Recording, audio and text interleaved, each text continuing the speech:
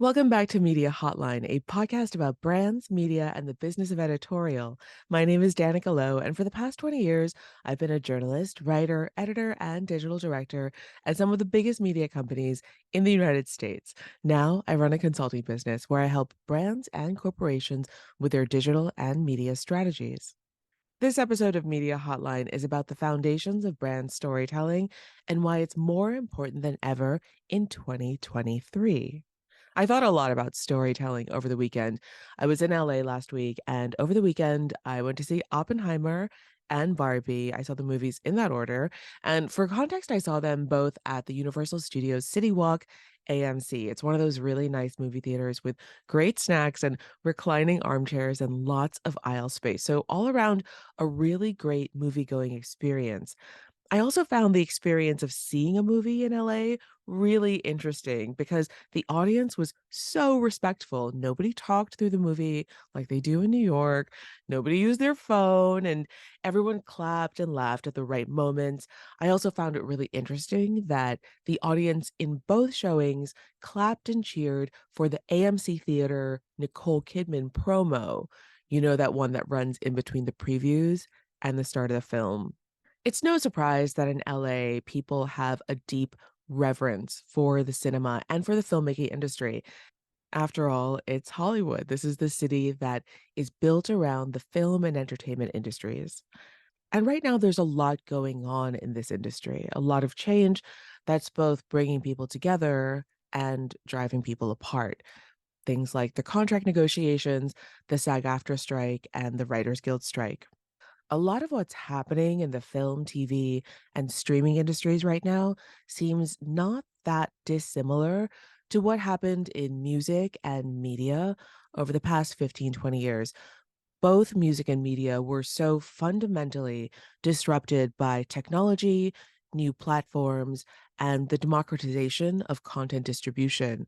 It's impossible to predict what will happen to the film and television industries after this strike, but as content distribution becomes more and more democratized and a greater value is put on data driven productivity versus creativity and innovation, it's going to take a really novel, out of the box solution to help us all move forward in a win win situation. All of this really is tied together because after Oppenheimer ended and the credits were rolling and we're all leaving the theater, I was listening to what people around me were saying. And for the most part, it seemed that people were really blown away by not just the acting and the incredible cinematography in the film, but also the story itself. And yes, I went to see Oppenheimer because I love so many of the actors who are in the film, and they are so incredible at their craft and telling the story. But if you think about it, the real thing that Oppenheimer depicts, what really happened in the 1940s with the Manhattan Project and all of those brilliant scientists in one place at one time, this is like the master of the obvious thing I'm about to say, but I will bet that that was actually way more interesting and way more dramatic. And what a wild ride that was in comparison to anything they could have edited down to 3 hours to show on a movie screen. There are stories all around us every single day. And that's one of the things I have loved the most about being a writer and working in media. It's the opportunity to platform and tell so many stories, chef stories, fashion designer stories, stories about a garment, stories about a dish, stories about an ingredient. Storytelling is so important in our culture today, not least in the case of Oppenheimer, for example, because it's America and we may not know what our history is.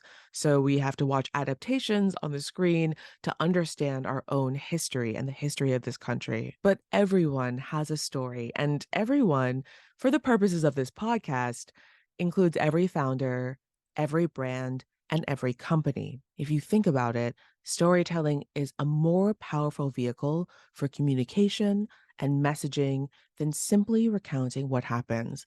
Maybe because storytelling captures the imagination. And how many people really read and absorb things like textbooks and biographies and nonfiction versus how many people went to see Oppenheimer on opening weekend. This is not a new idea. This has been around for a long time.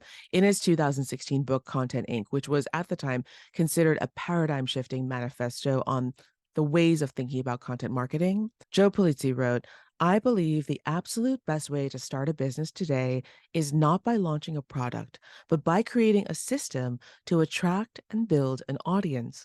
Once a loyal audience is built, one that loves you and the information you send, you can most likely sell your audience anything you want. We've seen this play out so clearly over the past 10 years, where young people building businesses build brand before selling product, whereas before content distribution platforms became democratized and totally open to anybody, people and companies built and sold product before creating a brand.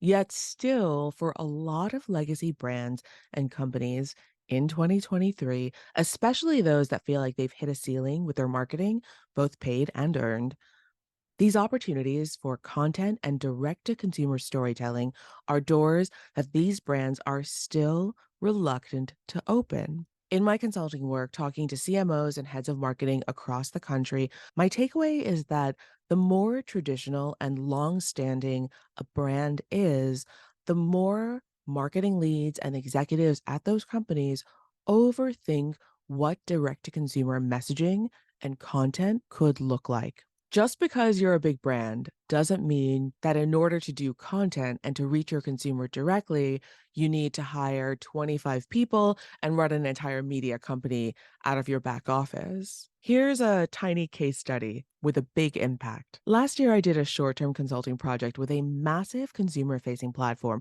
that had nearly 100 million engaged users. For more than a year, this company had been struggling with earned media. They told me they had all this data that every month they would package it into insights, trends, and data reports and send it out to mainstream media organizations that they had previously worked with, but no one was picking these up as stories. If you listen to the first two episodes of Media Hotline, you'll know that there are probably a lot of reasons why writers and editors may not have been able to craft these easily into stories that fit their publication's needs. But those are things that the brand cannot control. What the brand can control is its own site, owned and operated platforms, its blog, and its social media. And conveniently, that is also where the brand's audience goes to for information.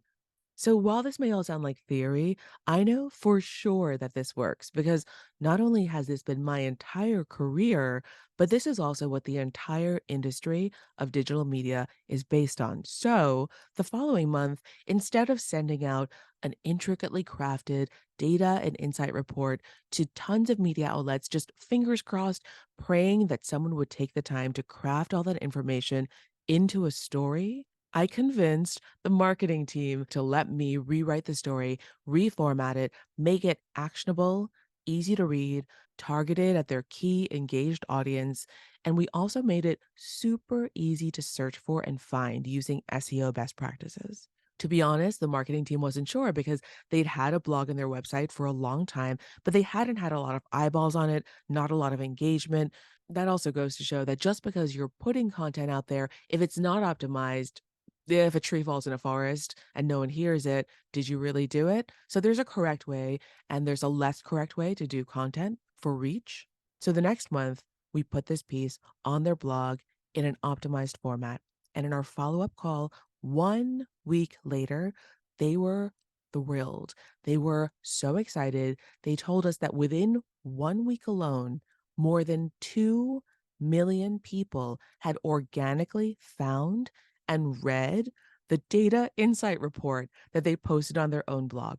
This was such a small lift for such a massive payoff and so much good feedback from their already engaged audience, which helped build loyalty and return visits to the brand. So, the key idea for this company was to know and identify where its audience is. This particular audience was also hungry for information. For brand marketers, something really important to remember in the 21st century is that consumers are source agnostic when it comes to content, especially when it comes to photos, visual inspiration, multimedia, so videos and audio, News, factual information like data. Consumers are also completely overwhelmed in the wild, wild west of the internet. Think about it. Hasn't it happened to you? It happens to me all the time.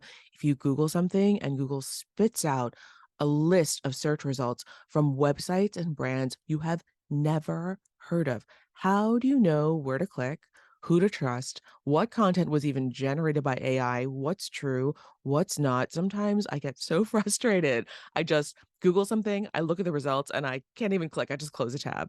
For brands, audiences, and consumers are one and the same. And in 2023, there is no reason for a brand to rely on all these intermediaries to talk to its consumer and audience. Think about it. In between the brand, there is the internal marketing department, middle managers, external agencies, journalists, writers, editors, media platforms, influencers, and social media. There are probably more that I'm not thinking of, but there is no reason for this. Brands they should be talking directly to their consumers and audiences. Luckily, it is 2023 and the vehicles for storytelling are at our fingertips. Mine, yours, your companies, your brands. Not only is it super easy to launch a blog, a news site, a press release hub on a brand's website, but there are also external platforms that really make it super easy and really optimize distribution of content for free. Long form video can go on YouTube or even Twitter and Facebook. Short form videos can go on TikTok and Instagram Reels. Those are instantly shareable by your audience. And static imagery can go on Instagram.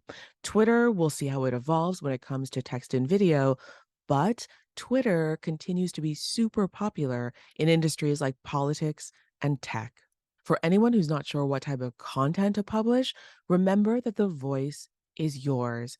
And depending on the brand or corporation, voices can either be individual from the executives. If you look at Google's blogs, Twitter's blogs, Netflix blogs, those come from individuals within the organization who have a really strong point of view and who are able to shape the consumer and audience experience and engagement with those platforms. Or even at more traditional brands and corporations, it is easy to design a brand editorial and content style guide all the way down to a brand glossary and vocabulary. It's also not expensive to create content. In terms of personnel, companies can staff up in house or use external agencies or consultants, people like me who are former journalists and editors. The media industry has shrunk so much over the last 10 years.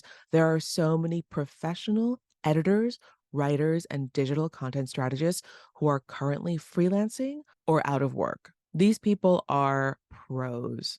It's that simple. If your brand or company is looking for help on how to staff up or how to create a content and digital strategy to reach your audience directly, feel free to use the contact form on my website, danicolo.com. Over the next few weeks, I will also be developing and publishing downloadable brand content guidelines and starter kits. I'll put them on my website. I'll let you know when those go live. But that's all I have for this episode of Media Hotline. Thank you so much for tuning in. And if you have a question or a case study you'd like to submit for consideration in a future episode, please visit danicolo.com and click on Media Hotline. You can use the contact form on that page to send a message and submit a question. Thanks again for listening, and I will see you next time.